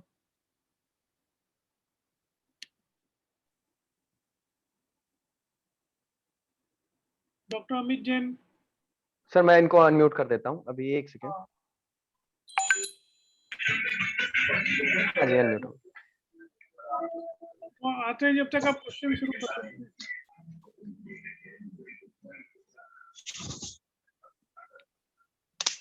मैं चाहूंगा डॉक्टर साहब ना एक बार ऑक्सीजन कंसंट्रेटर के ऊपर थोड़ा सा डॉक्टर साहब फोकस कर दीजिए, क्योंकि भीड़ चार में लोग। हाँ प्लीज। ऑक्सीजन कंसंट्रेटर एक मशीन है जो वातावरण से ऑक्सीजन को लेके ऑक्सीजन बना के दे रही है। उसकी जो कैपेसिटी है मैक्सिमम कंपनी जो कोट करती है 5 लीटर तक दे सकती है वो, और 5 लीटर से ज्यादा ऑक्सीजन नहीं दे सकती। तो आप 5 की जगह 4 लीटर ही मांगे चलिएगा। तो आप ये घर पे बेंचमार्क बना लीजिए कि अगर ऑक्सीजन कंसंट्रेटर के साथ आपकी ऑक्सीजन मेंटेन नहीं करती है तो आप घर पे रहने वाले पेशेंट नहीं है। डॉक्टर साहब इसमें वैक्सीनेशन के लिए काफी क्वेश्चन हैं। आवाज नहीं, क्या बोल रहे हैं? वैक्सीनेशन की 1 डोज या दोनों डोज हो गई है तो हम कितने सेफ हैं? देखो प्रवीण जी, ये तो अभी बिल्कुल बताना, हमारे पास इस समय हमारे हॉस्पिटल में 40 पेशेंट है आज की तारीख में। उन 40 पेशेंट में से 20 पेशेंट ने कोविशील्ड लगवाया हुआ है, दोनों डोज लगवाई हुई। दोनों डोज। अच्छा। बट देखिए अच्छी चीज ये है कि कोविशील्ड लगवाने के बाद या कोवैक्सीन लगवाने के बाद जो डाटा बताता है कि बीमारी हो भी गई आपको तो बीमारी की सीवियरिटी कम होगी। तो मतलब ये है कि आप वैक्सीनेशन करा ले तो कम से कम आपको इतना रहेगा कि सीवियरिटी नहीं रहेगी। वैक्सीनेशन तो कराना ही चाहिए, और अगर आप मेरी पर्सनल ओपिनियन पूछते हैं तो कोवैक्सीन आपको लगवाना चाहिए। ठीक है। अब आगे और भी क्वेरीज आ रही है, जो कईयों का कहना है कि जो टेस्ट में पॉजिटिव नहीं है लेकिन उनका पेशेंट टेस्ट पॉजिटिव और उनको कोरोना टेस्ट में कुछ भी नहीं होता तो सिम्टम्स नहीं है कोई भी, तो कैसे उनको दोबारा टेस्ट कराना चाहिए? अदरवाइज अगर आपको फीवर आ रहा है, गले में आपको फॉरेन बॉडी जैसा फील होता है तो आप कोरोना पॉजिटिव हैं, चाहे आपका आरटीपीसीआर नेगेटिव है, चाहे पॉजिटिव है पहली। नाउ सुमित जी का क्वेश्चन है कि वो कोरोना से 15 अक्टूबर 2020 में रिकवर हो गए थे और अब उनको ब्रीथनेसनेस हो रही है और हैवी रहता है, तो उनको क्या करना चाहिए? उम्र कितनी है बेबी जी? सुमित जी को अनम्यूट करना एक बार, अनिल। हाँ डॉक्टर साहब नमस्कार। नमस्ते। जैसे मैं 15 अक्टूबर को मेरा कोरोना पॉजिटिव आया था और मैं 30 नवंबर के आसपास रिकवर होके ठीक हो गया था। ठीक है। लेकिन अभी क्या होता है, जैसे मैं 1-2 मंजिल चढ़ता हूँ या थोड़ा जल्दी वॉक कर लेता हूँ, थोड़ा ब्रीथलेस हो जाता हूँ, बहुत हैवी ब्रीथ आती है। आपकी एज क्या है सर? मेरी 42। और वेट कितना है? वेट वेट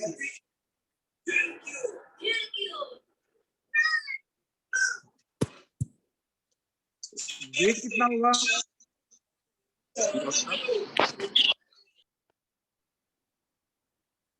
हेलो हेलो, वजन कितना है डॉक्टर साहब? Sumit ji?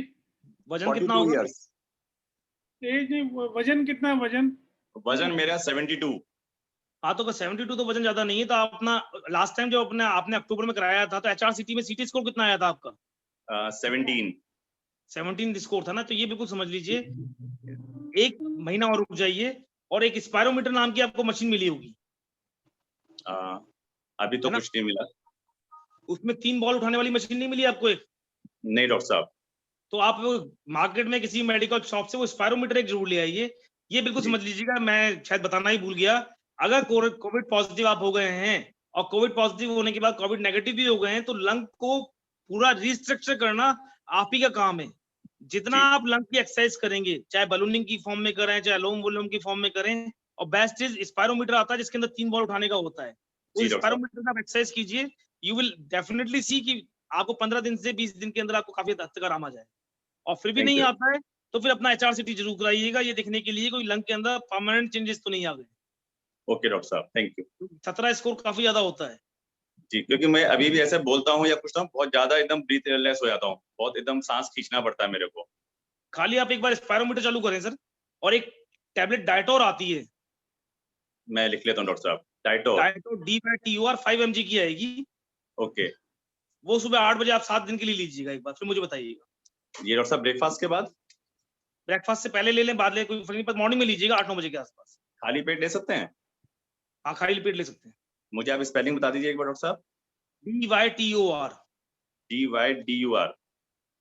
DYTO डायटोर 5 mg। Okay doctor साहब, थैंक यू।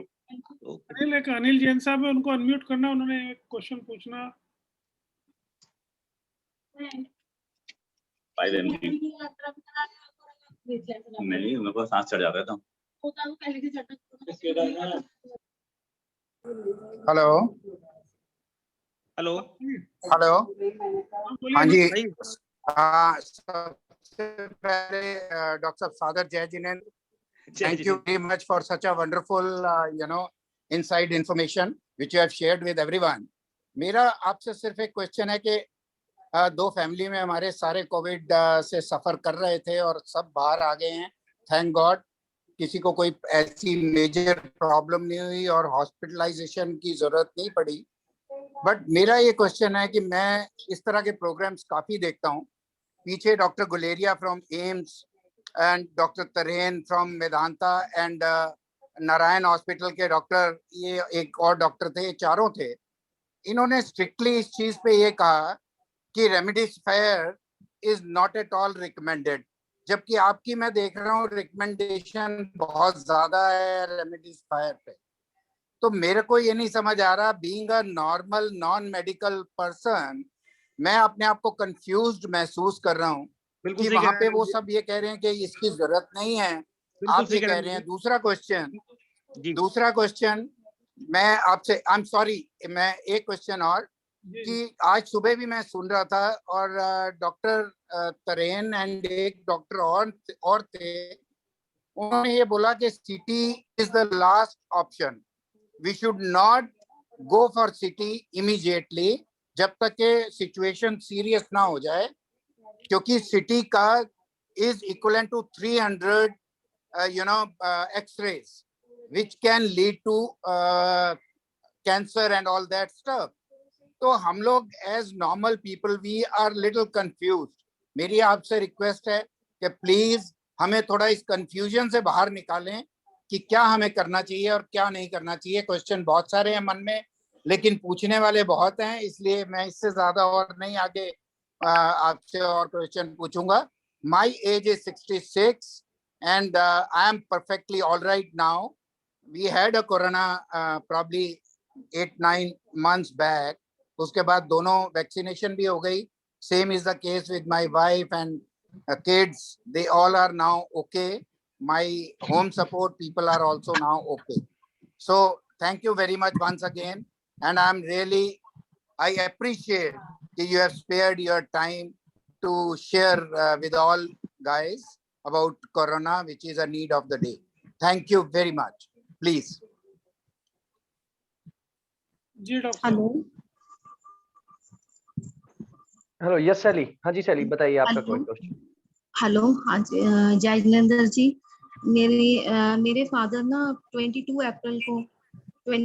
अप्रैल को कोरोना पॉजिटिव हुए थे. तो उनका जो ऑक्सीजन लेवल था वो 70 था उस टाइम, और सीटी स्कैन की रिपोर्ट उनका स्कोर था 20 आउट ऑफ 25. एक मिनट मैं सॉरी, मैं डिस्कनेक्ट हो गया था.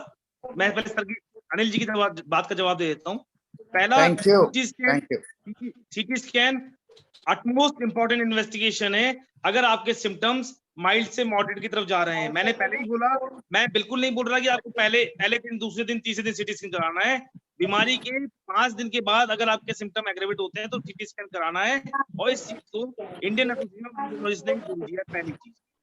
दूसरी बात आती है रेमडेसिविर की.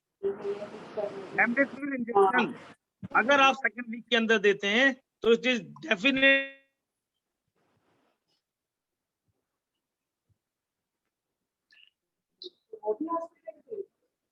आप रेमडेसिविर नहीं देंगे तो आपके पास टूल क्या है वायरस से लड़ने के लिए. इट माइट बी पॉसिबल कि 100 पेशेंट में आपने रेमडेसिविर इंजेक्शन दिया तो हमसे 50 के अंदर बेनिफिट हुआ, 50 के अंदर बेनिफिट नहीं हुआ. But in the second week, early second week, remdesivir is the only tool to fight with the virus. तीसरी चीज, डॉक्टर त्रेहान सर के साथ मैंने 15 साल काम किया सर. आज मेदांता के अंदर अगर सीटी स्कैन जरूरी नहीं है तो क्यों हर पेशेंट का बेसलाइन इन्वेस्टिगेशन सीटी स्कैन कराया जाता है वहां पे. आज इस समय 750 पेशेंट कोविड के अंदर है तो सबका सीटी स्कैन क्यों कराया जाता है सर? डॉक्टर साहब, मैंने सिर्फ क्वेश्चन आपको वो कहा है जो मैं स्क्रीन पे doctor Trehan, doctor Guleria and doctor Narayana hospital के, I am not remembering the name, जो इनकी कन्वर्सेशन पे देखा था. दूसरी बात इन्होंने ये भी बोला कि WHO ने अभी तक रेमडेसिविर को और प्लाज्मा को ऑथेंटिकेटेड ट्रीटमेंट नहीं बताया. They said that nobody in WHO has authenticated these two remedies. So that is why I have asked these questions. I'm sorry, please don't take me wrong, because it came in my mind. Sorry? WHO ने या हमारे किसी association ने तो ये भी नहीं बोला कि आपने कोवैक्सीन का बिना ट्रायल के कोवैक्सीन लगाना चालू कैसे कर दिया. जब आपके पास कोई हथियार ही नहीं है, वेपन ही नहीं है, तो आपके पास जो वेपन है, चाहे वो जंग लगी हुई वेपन है, आपको लड़ना तो पड़ेगा ही ना उनसे. Yes, this is your correct answer. When you don't have anything. Anil ji, please. We have lots of other. I know. We are not going into this debate. Kindly allow someone else to. Sorry, Praveen ji. I'm sorry. Sorry, Praveen ji. I withdraw myself. I'm sorry. Okay, Thank you very much, question. Doctor, giving this answer that whatever weapon we have to fight with that. Thank you. लड़ाई तो लड़नी है. Hello. Okay शैली, शैली आपका question बताइए. Hello, हाँ जी, जय जिनेंद्र डॉक्टर साहब. डॉक्टर साहब, मेरा नाम शैली जैन है और मेरे फादर की एज 72 इयर्स है. वो 22 अप्रैल को वो कोरोना पॉजिटिव हुए थे, तो हमने उनको फोर्टिस हॉस्पिटल में एडमिट करवाया. तब उनका ऑक्सीजन लेवल था 70 और वहाँ पर जो सीटी स्कैन का उनका आया स्कोर वो 20 था. तो मतलब 5-6 डेज उनकी पोजीशन काफी स्वेयर थी. उसके बाद उनका हमें बोला गया कि उनका 7 to 8 ऑक्सीजन हम उनको दे रहे हैं, तो वो सर्वाइव कर पा रहे हैं. धीरे धीरे उन्होंने 12 डेज के बाद हमें हॉस्पिटल वालों ने बोला कि आपके पेशेंट है बिना ऑक्सीजन के वो सरवाइव कर पा रहे हैं। पहले वो उन्होंने बोला, एक दिन पहले बोला कि 2 to 3 लीटर उनको जा रहा है, तो तब वो सरवाइव कर रहे हैं। फिर एकदम से हमें फोन आ गया कि आप पेशेंट को ले जाओ, आपका पेशेंट सही है। लेकिन जब हमने घर आके उनका मेजर किया तो उनका 82 था ऑक्सीजन लेवल। तो आज हमें घर आए 40 से 3 दिन हो चुके हैं और अभी भी उनका 82 से 84 ही लेवल आ रहा है। जब हमने हॉस्पिटल दोबारा कांटेक्ट किया तो उन्होंने बोला कि चाहे आप घर रखो, आपने ऑक्सीजन ही प्रोवाइड करनी है, आप घर पे भी कर सकते हो। चाहे आप घर रखो चाहे हॉस्पिटल रखो, बात एक ही है। मेडिसिन उनको वही जा रही है, स्टेरॉइड्स जा रहे हैं उनको, मेड्रोल 16 mg का उनका चल रहा है और बाकी जो रेगुलर मेडिकेशन है। लेकिन हमें इस चीज की टेंशन है कि अब ये लेवल से उनका आगे और लंग्स का जो इन्फेक्शन है ठीक हुआ है नहीं हुआ, हमें उसका कोई भी नॉलेज नहीं दिया गया। देखो शैली, अल्टीमेटली नॉर्मली हॉस्पिटल डिस्चार्ज नहीं करता 82 ऑक्सीजन के लेवल के ऊपर।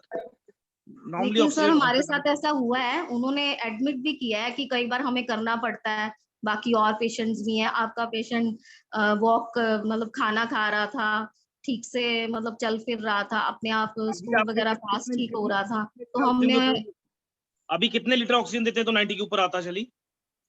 अब उनको 3 लीटर देते हैं तो 90 आता है और 91 तक आता है। 95 तो उनको आता ही नहीं है, आ ही नहीं रहा है, क्योंकि हमारे पास अब हमने ऑक्सीजन कॉन्सेंट्रेट का भी अरेंज किया है, तो तब भी उनका जैसे 92 तक ही आ रहा है। आप एक काम कीजिएगा, तो मुझे जो भी उनकी फोर्टिस की रिपोर्ट थी मुझे व्हाट्सएप कीजिएगा। दूसरा एक बायपैप का इंतजाम कर लें घर पे आप। हाँ जी, एक बायपैप मशीन आती है छोटी सी, ठीक है, उस मशीन का इंतजाम कर लीजिए। उस मशीन को अगर आप 5 से 7 दिन के लिए लगाएंगे तो ऑक्सीजन लेवल डेफिनेटली ज्यादा आएगा। बिकॉज अगर आप 70 के लेवल के ऊपर हॉस्पिटल लेके गई थी, आप ये समझिए जिनका सीटी स्कोर 20 चल रहा है वो इतनी जल्दी ठीक नहीं होंगे। ठीक है, तो वो जो डॉक्टर हैं वो कह रहे थे कि it can be 7 days, it can be month. आप कितना दिन हॉस्पिटल में रखोगे? ऑक्सीजन लेवल ठीक आते आते तो 1 month भी लग सकता है। आप दिल्ली में कहाँ पर रहते हैं आप? हाँ जी, हम लुधियाना में रहते हैं। अच्छा, लुधियाना। आप मुझे जो भी रिपोर्ट है मुझे व्हाट्सएप कीजिएगा। एक बायपैप मशीन का इंतजाम जरूर कर लीजिए घर पे। बायफेक, आप क्या मुझे वो मैसेज कर दोगे? ये नाम? हाँ जी, ये इसी नंबर मेरा प्रवीण जी से लिख लीजिए आप नंबर। हाँ जी, आपका नंबर कहाँ से मिलेगा सर? आप लिख लीजिए 8800। हाँ जी, 1 मिनट, पेन है? प्लीज मैसेज कर दीजिए, मेरे पास अभी पेन नहीं है। प्रवीण जी चैट बॉक्स में लिख देते हैं। हाँ जी, चैट बॉक्स में लिख दीजिए। आगे हमें फर्दर क्या मतलब करना चाहिए आगे? प्रवीण भाई। अनिल, पीसी जैन साहब को अनम्यूट करना। हाँ जी सर, अभी कर रहा हूँ। प्रवीण भाई, मेरा एक सजेशन है, instead of taking the personal issues and personal disease or personal treatment which is taking too much time in conversation, because मैं ये शायद समझ पा रहा हूँ कि क्वेश्चन आंसर्स कई लोगों के हैं, सबको मौका मिलना चाहिए। तो अगर कोई भी क्वेश्चन करे तो पहले तो उनका आप टाइम फिक्स कर दो कि आपको 2 मिनट है या 5 मिनट है। एंड दूसरा कि एक जनरल क्वेश्चन करें जिससे कि वो सबके लिए लाभदायक हो। अगर हम एक पर्टिकुलर पेशेंट की ट्रीटमेंट का सारा डिस्कशन करेंगे तो मेरे ख्याल से नेवर एंडिंग प्रोसेस हो जाएगा। ये तो it is my suggestion, it is my suggestion only. बिल्कुल नहीं, ठीक है। और भी स्पेसिफिक जो क्वेश्चंस हो वो डॉक्टर साहब को मैसेज कर दे। अगर किसी को कोई प्रॉब्लम है डॉक्टर साहब जरूर उसका रेस्पॉन्स देंगे, बट जनरल क्वेश्चन जो दिमाग में कंफ्यूजन क्रिएट कर रहे हैं ट्रीटमेंट के अंदर, या अपने को प्रोसेस नहीं मालूम किसी डिसीज का, या अपन कोई ऐसी दुविधा में पड़े हुए हैं, उसके बारे में अगर हम डॉक्टर साहब से पूछे तो वो शायद मेरे ख्याल से सभी को बेनिफिट देगा। ठीक है, rather asking on a particular patient की कंडीशन के ऊपर। अनिल, कोई नेक्स्ट क्वेश्चन बताओ। हाँ जी सर, मैं वही बता देता हूँ। जो नेक्स्ट क्वेश्चन जो हमारे पास आया था, बेसिकली जो सबसे पहला क्वेश्चन आया था हमारे पास ये था कि जो CT-PCR की रिपोर्ट है सर, उसमें 3 से 4 दिन का टाइम लगता है। तो तब तक के लिए क्या इंस्ट्रक्शंस रहेंगे या क्या मेडिसिन्स रहती है, वो एक बार आप बता दीजिएगा। आपको RT-PCR की रिपोर्ट की जरूरत ही नहीं है सर। अगर आपको फीवर आ रहा है, गला खराब है, तो आप जो सेट प्रोटोकॉल ट्रीटमेंट है जिसमें एजिथ्रोमाइसिन है, जिंकोविट है, लिम्सी है, विटामिन डी है, वो अब स्टार्ट कर दीजिए। That is the only treatment till your report comes out. Okay sir. और नेक्स्ट क्वेश्चन है कि आपका एक पेशेंट थे जो अक्टूबर 2020 में हो गए थे ब्रीथिंग प्रॉब्लम, ये एक्चुअली हो चुका है, ये हो चुका है। The next one is question पूछ रहे हैं कि दोनों वैक्सीन ले चुके हैं वो कोविड की, अपनी कोवैक्सीन की, और उसके बाद वो क्या अपने आप को सेफ समझे या बिल्कुल अभी नहीं भी उनको समझे, कोरोना हो सकता है? बिल्कुल नहीं समझे। वो सबसे खतरनाक है। वो सबसे खतरनाक इसलिए है कि उन्होंने दोनों वैक्सीन ले लिया है। अगर उनको कोरोना होगा तो उनको सिम्टम्स की जो सीवियरिटी होगी वो बहुत कम होगी। अब वो एसिम्प्टोमेटिक कैरियर के रूप में सबसे ज्यादा सुपर स्प्रेडर वही रहेंगे। Okay sir. तो सेफ कोई भी नहीं है, चाहे आपको वैक्सीन लग गया हो, चाहे आपको पिछले साल भी कोरोना हुआ हो, इस साल भी कोरोना हुआ हो, आप बिल्कुल भी सेफ नहीं है। इसलिए ठीक है, कोविड और तो आपको फॉलो करना ही है स्ट्रिक्टली। ठीक है सर। और एक क्वेश्चन ये भी आया था कि my daughter first tested for RT-PCR on 23rd of April having CT value of 18.83, again test CTR-PCR is 19.70 value, ठीक है, जो 4th में को हुआ है, यानी कि विद इन 10 डेज के बाद। कोई खास सिग्निफिकेंस नहीं है। नॉर्मली क्या होता है, जब आप स्टार्टिंग में पॉजिटिव आते हैं तो सिटी वैल्यू आपकी कम आएगी RT-PCR की, जैसे जैसे आप नेगेटिव की तरफ जाएंगे सिटी वैल्यू आपकी बढ़ती जाएगी। अच्छा सर, 15 दिन बाद भी यही वैल्यू रहेगी क्या सर? अगर 15 दिन बाद भी आ रहा है तो ये कहना कि सर 15 दिन बाद ही मेरा RT-PCR पॉजिटिव आ रहा है तो मुझे बीमारी की सीवियरिटी ज्यादा है, ये बड़ा मुश्किल है। लेकिन आप 1 महीने तक भी पॉजिटिव रह सकते हैं, लेकिन ये समझ लीजिएगा पहले 14 दिन के बाद आपकी इन्फेक्टिविटी, जिससे आप दूसरे लोगों को इन्फेक्ट कर पाए, वो बहुत कम हो जाती है। ठीक है, तो पेशेंट को आइसोलेशन से बाहर निकाल सकते हैं ना? नहीं निकालिएगा, बिल्कुल नहीं निकालिएगा सर। अच्छा, 15 दिन बाद भी अगर RT-PCR यही आ रही है? अगर 25 दिन का बॉर्डर लाइन लेके चलिएगा, 25 दिन में नेगेटिव नहीं आती है तो 25 दिन के बाद निकाल लीजिए। ठीक है सर।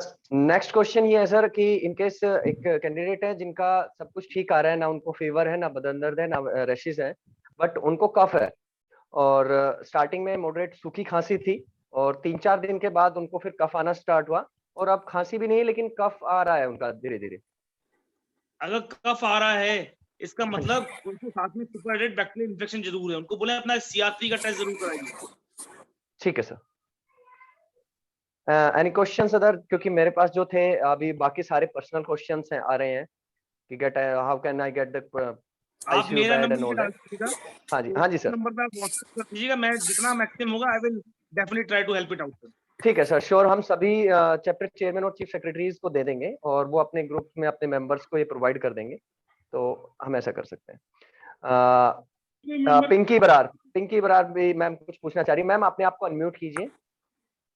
हाँ जी, जय जिनेंद्र सबको, डॉक्टर साहब आपको भी। मैं ये पूछना चाह रही थी, मेरे घर में चारों बच्चों को हुआ था, 2 पोतों को और 2 मेरे बेटा और बहू को। अब वो अब ठीक है, उनको एक को तो 18-19 दिन हो गए हैं, एक को 2 वीक्स हो गए हैं।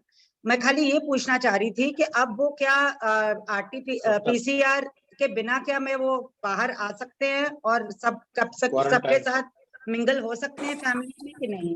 मैडम देखिए, 2 चीजें होती हैं। गवर्नमेंट की गाइडलाइंस तो ये कहती हैं अगर आपका RT-PCR पहला पॉजिटिव आया है तो आप दूसरा RT-PCR मत कराइए, 15 दिन बाद आप फ्रीली घूमिए। बट हम अपने मैं एज ए फैमिली मेंबर मैं हमेशा एडवाइज ये करता हूँ कि हमारा पर्सनल सेटिस्फेक्शन और पॉजिटिव कॉन्फिडेंस लेवल आना बहुत जरूरी है। तो मैं जरूर बोलूंगा कि अपना RT-PCR रिपीट जरूर कराइए, नेगेटिव आ जाए उसके बाद उनको आराम से आप घूमने दीजिए। धन्यवाद आपका। एक और छोटा सा क्वेश्चन था, कोविड पॉजिटिव के बाद जब वो क्वारंटाइन से बाहर आ जाते हैं, नेगेटिव आ जाता है, उसके बाद क्या कोई टेस्ट रेकमेंडेड है पोस्ट कोविड के? अगर कोई सिम्टम्स आते हैं तो 7 दिन के बाद CRP का टेस्ट करा लीजिएगा। अगर कोई सिम्टम नहीं आते तो कोई जरूरत नहीं। हाँ, उनको माइल्ड ही था, ऐसा कोई सिम्टम्स लग नहीं रहे हैं, बट मैंने वैसे ही आपको पूछा। कोई जरूरत नहीं। राइट, अभी ये कार्ड कठिन था, पता नहीं कैसे आया, मैं बेकार अटेंड कर। ठीक है शैलेश सर, अगला एक क्वेश्चन ये है कि डायबिटीज पेशेंट को या अलग से ट्रीटमेंट की जरूरत होती है, उनको अलग से कुछ देना होता है, या उनको भी हम नॉर्मली जैसे बाकी पेशेंट को तो उनको? अगर डायबिटीज के साथ आपको कोविड हुआ है तो आपके लिए डिजास्टर है।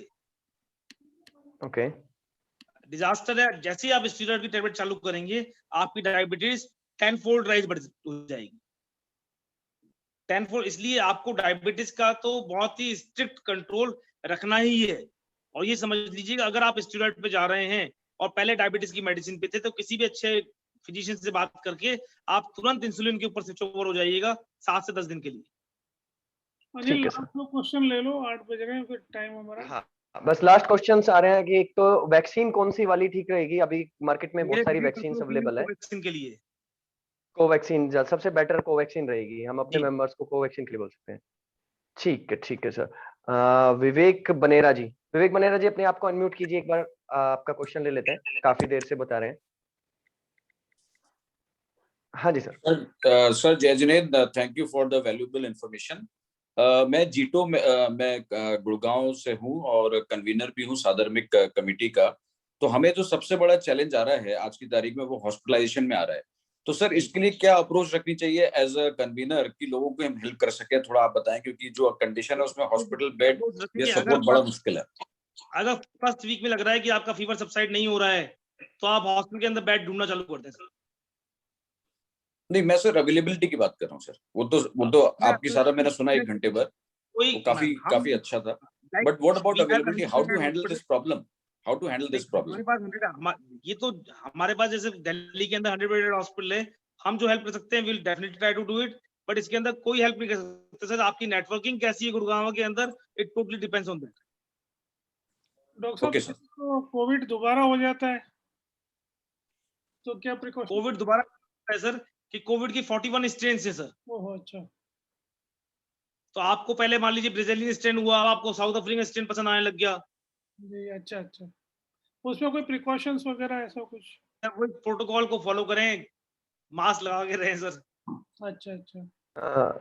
सर एक क्वेश्चन एक ये भी है कि क्या वैक्सीन जैसे 18 प्लस के लिए अभी गाइडलाइन स्टार्ट कर दिया है गवर्नमेंट ने, तो क्या सभी को लगवानी चाहिए? और क्या अगर लगवानी किसी को चाहिए सर। कोई अभी कोरोना के स्ट्रेन से बाहर नहीं आया उनको भी लगनी चाहिए कि नहीं, वो भी लगवा ले? कोरोना के सिम्टम कोरोना नेगेटिव आने के 7 दिन के बाद आप लगवा सकते हैं।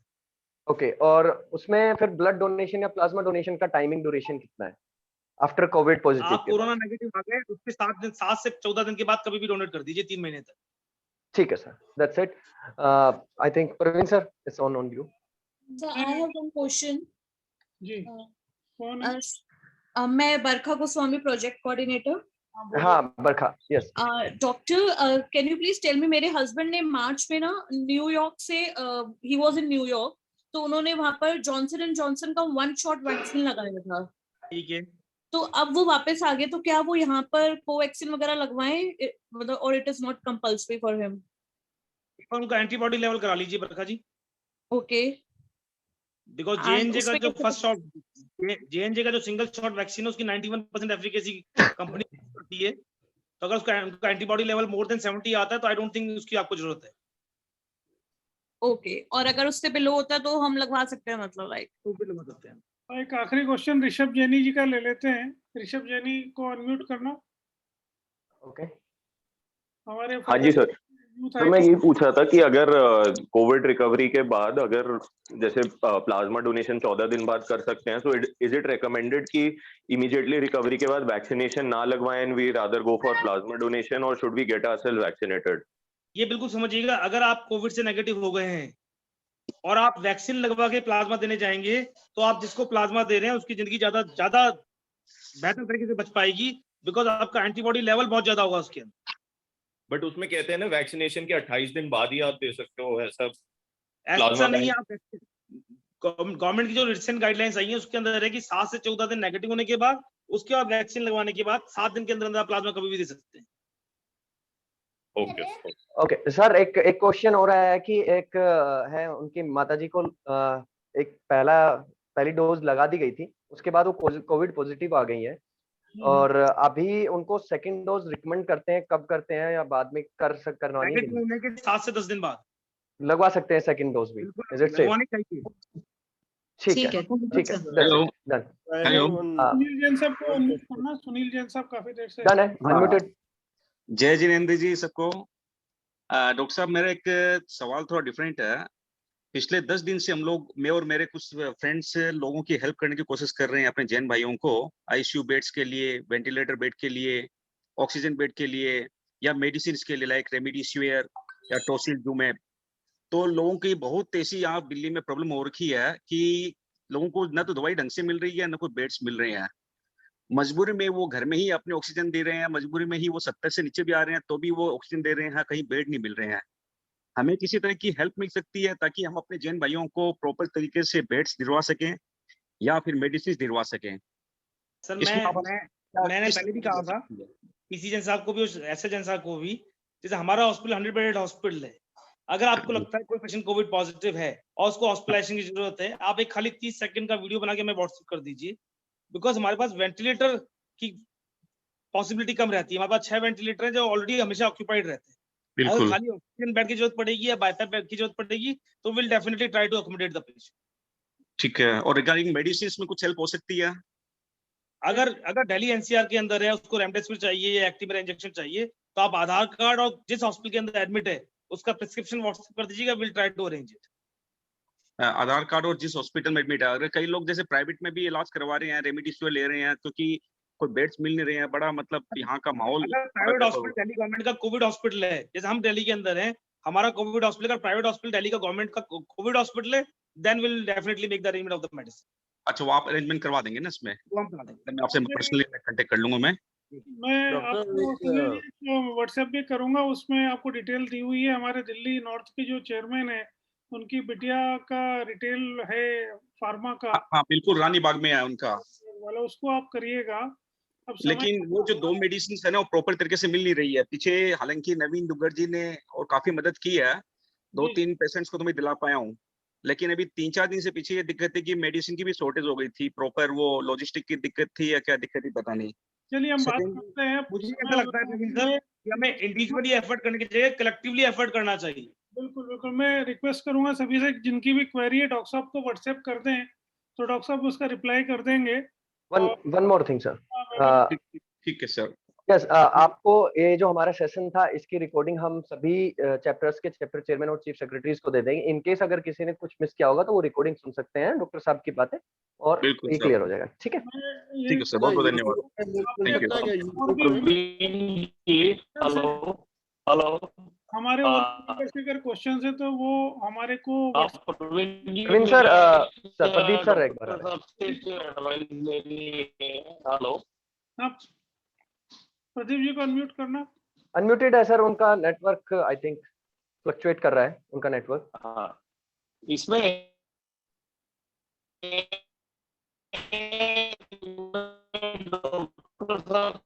सर आपकी आवाज